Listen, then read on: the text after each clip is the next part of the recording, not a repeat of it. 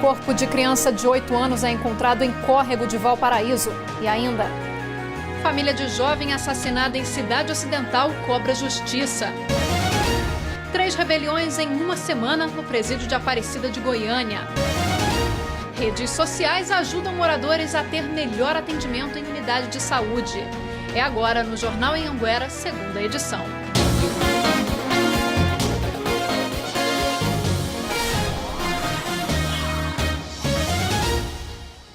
Olá, boa noite. Foi encontrado hoje, no começo da tarde, o corpo de um menino de 8 anos que estava desaparecido há 2 dias. Ele estava em um córrego entre o Jardim IP e o Parque Santa Rita, em Valparaíso. A polícia ainda vai investigar a causa da morte. O corpo foi encontrado neste córrego, em um bairro que fica a cerca de 3 quilômetros da casa da vítima. Paulo Moreno de Souza, de 8 anos, estava desaparecido desde a última quarta-feira, quando saiu de bicicleta com alguns amigos. Segundo a polícia, moradores aqui da localidade contaram que as crianças estiveram no córrego no mesmo dia. Elas foram vistas pulando e brincando na água, mas ninguém viu o que teria acontecido depois. Pelos hematomas no corpo, a polícia acredita que o menino tenha batido nas pedras e se afogado em seguida. A família disse que ele não sabia nadar. É um local perigoso porque tem bastante pedras e tem também a questão da correnteza, né? A força da água nesse período que está muito forte devido às chuvas, né, constantes. Não é um local aconselhável para tomar banho? Não, para a criança estar desacompanhada, não. A delegada aguarda agora o laudo do IML para seguir com as investigações. A princípio teria sido um acidente, né? A gente precisa do laudo do IML para poder confirmar essa versão ou não.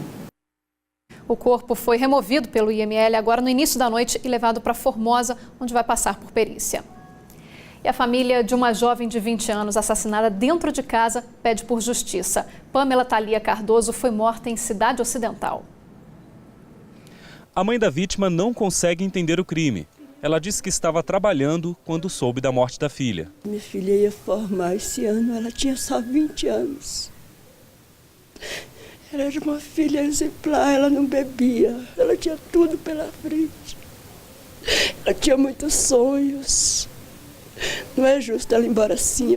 Pamela Thalia Cardoso dos Santos, de 20 anos, estava cursando o último ano de administração. Ela tinha acabado de chegar de viagem e estava à procura de emprego. A estudante cuidava da mãe, que tem problemas respiratórios, e do filho de apenas 2 anos. Somos amigos, eu moro aqui pertinho deles, né? Inclusive a menina que faleceu, a gente conversava sempre, né? Segundo a família, Pamela foi encontrada no chão da sala, com vários ferimentos no pescoço. O irmão dela estava em casa e ouviu os gritos. Ele foi em busca de ajuda, mas ela acabou morrendo no local. O bandido conseguiu fugir e ainda levou um celular da vítima, mas a polícia já identificou o suspeito e está monitorando o bairro. E agora estamos realizando ações no sentido de localizá-lo para que a gente possa prendê-lo o mais rápido possível e aí interrogá-lo, saber as razões, os motivos do seu crime. O crime chocou os moradores de Cidade Ocidental. Eles reclamam da insegurança. Os assaltos e furtos acontecem praticamente todos os dias. Todo dia chegar no zap, roubou fulano, arrebentar a casa de fulano, toda hora. Eu já fui assaltado na hora que eu saí do portão, minha mulher ia sair. Aí o cara veio correndo lá, bateu o portão, aí o cara saiu correndo. Aí eu peguei o carro, saí correndo atrás dele e foi embora. Eu quero segurança, porque a gente não tem, a gente está à mercê. E também eu quero esse homem que tirou a vida da minha filha na prisão. Pamela será velada em São Francisco, Minas Gerais. Sobre a falta de segurança, a Polícia Militar disse que 4 viaturas fazem o patrulhamento no bairro diariamente. Intervalo comercial e na volta a gente mostra que a ministra Carmen Lúcia deve visitar o estado para discutir a questão dos presídios. Já são 3 rebeliões no presídio de Aparecida de Goiânia em uma semana. A gente volta já.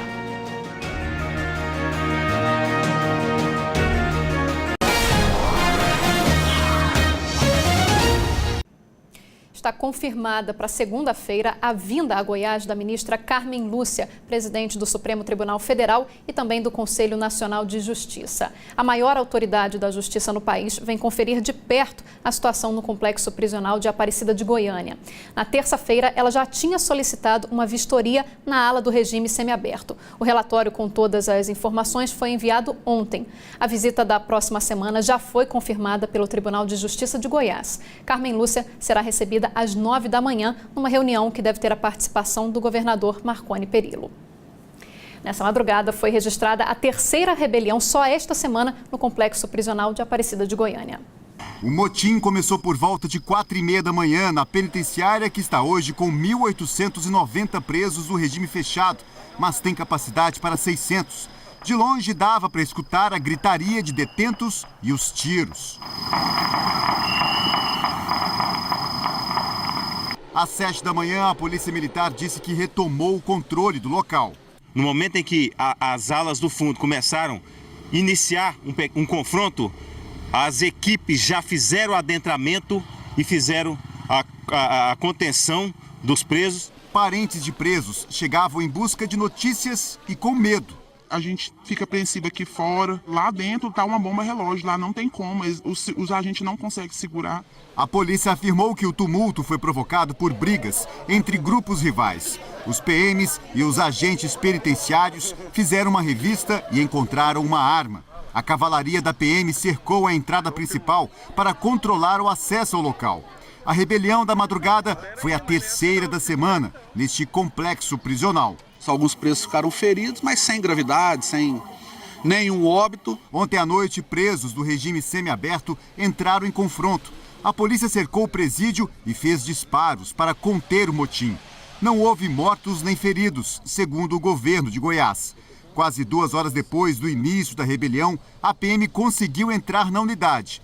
Lá dentro, encontrou armas. Em nota, o governo do estado diz que houve tentativa de explosão de uma granada e troca de tiros, mas as forças policiais agiram de forma enérgica para conter a situação. Depois de uma semana com 3 rebeliões, tomou posse no final da manhã o responsável pela nova diretoria de administração penitenciária de Goiás, que vai cuidar dos presídios e administrar a distribuição de vagas em todo o estado. O novo diretor negou que a situação esteja fora de controle no sistema penitenciário de Goiás. Nós temos dado as respostas adequadas e vamos continuar adotando ações no sentido de que a gente possa controlar e inibir possíveis ações desse tipo.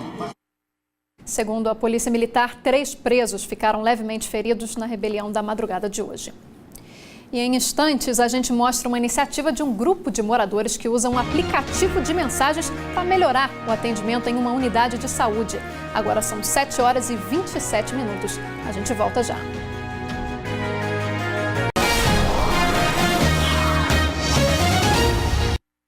No domingo tem o Jornal do Campo. Márcio Venício traz os destaques. Boa noite, Márcio. Olá, amigos do Jornal Anhanguera, boa noite. Passou o Natal, o Ano Novo, mas ainda estamos em festa, sabia? Desde o Natal, eles estão em todas as regiões do estado, passando de casa em casa. Viva o menino Deus! A tradição da Folia de Reis.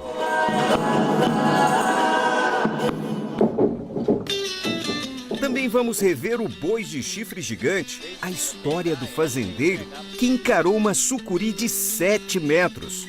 E nos Sabores do Campo, uma receita de pão recheado. O passo a passo desta receita, domingo no Jornal do Campo, depois da Santa Missa. Combinado?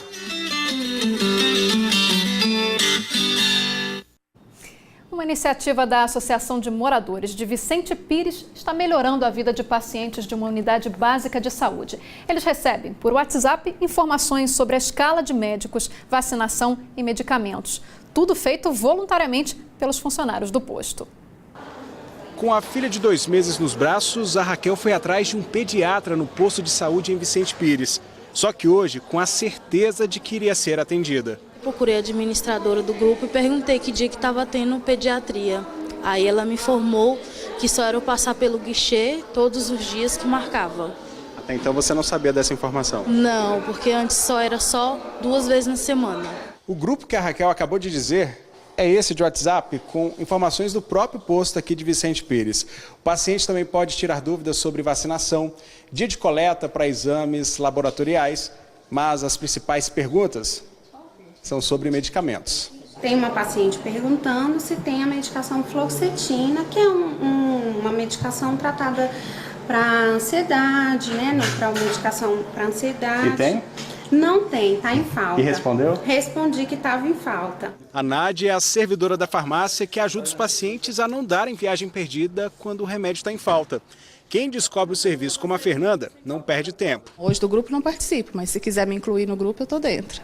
O grupo tem hoje quase 500 pessoas. Foi criado pela Associação de Moradores de Vicente Pires em parceria com os servidores do posto, porque o centro de saúde estava sem telefone para atendimento. Os funcionários do posto respondem a todas as perguntas feitas ali dentro e, quando não sabe, busca a informação e repassa. Mas nada fica sem resposta. Nada fica sem resposta. A gerente do posto de saúde disse que o trabalho é voluntário e o servidor usa o próprio celular. Esse trabalho em conjunto, né, de buscar a proximidade com a população, humaniza, torna o atendimento vinculado ao local onde o usuário vive, na situação de saúde que ele vive. A Secretaria de Saúde disse que apoia as novas formas de comunicação, mas, como iniciativa oficial, ainda não há previsão de implantação na rede. O JA2 dessa sexta-feira fica por aqui. Uma boa noite para você.